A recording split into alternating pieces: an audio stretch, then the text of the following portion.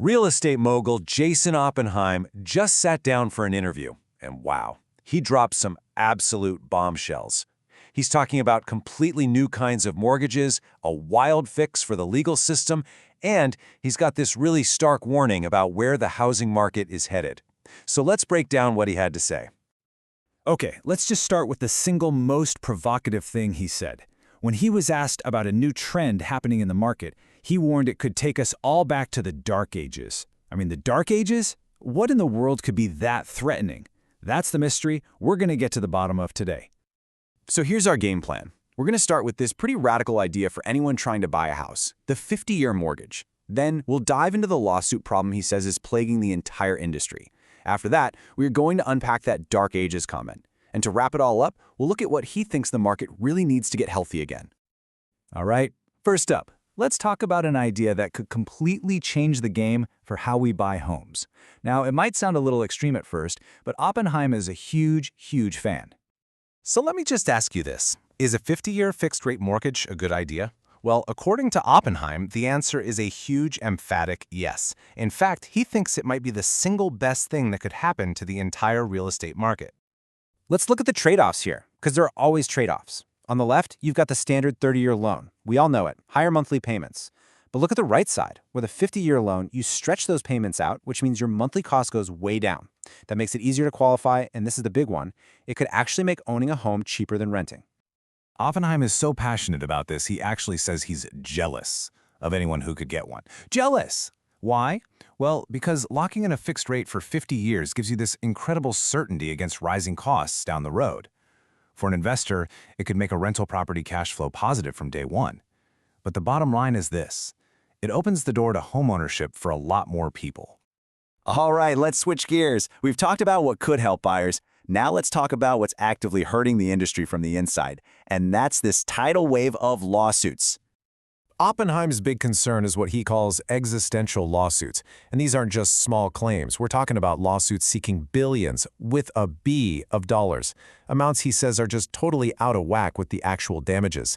He thinks it's gotten way too easy to file these massive, company-killing cases. So what's his solution?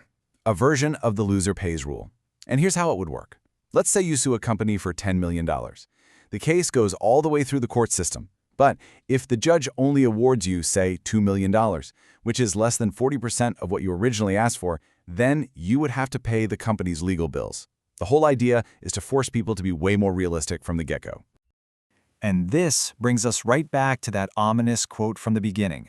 We've covered mortgages and lawsuits, but Oppenheim believes the single biggest threat to the market is something else entirely. He's talking about the rise of something called private listing networks. So what are these? Think of them as secret off-market databases of homes for sale. And the key thing here is exclusivity. They are not open to every agent, and they're definitely not open to the public. The information is kept locked inside a very small circle.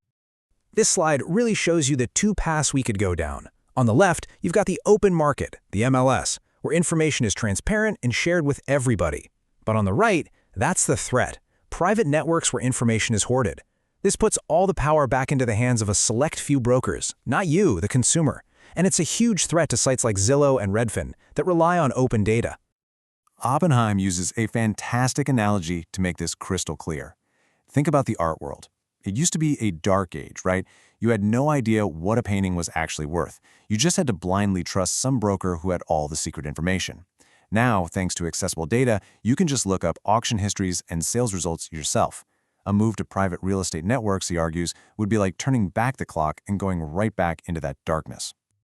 So given all these challenges, from lawsuits to the threat of these private networks, what does the market actually need right now to just get moving again? Well, according to Oppenheim, it all comes down to a single number, a number that separates today's kind of sluggish market from a really healthy one. And that number is 100. 100 basis points. Now that's just a fancy financial term for a 1% drop in interest rates.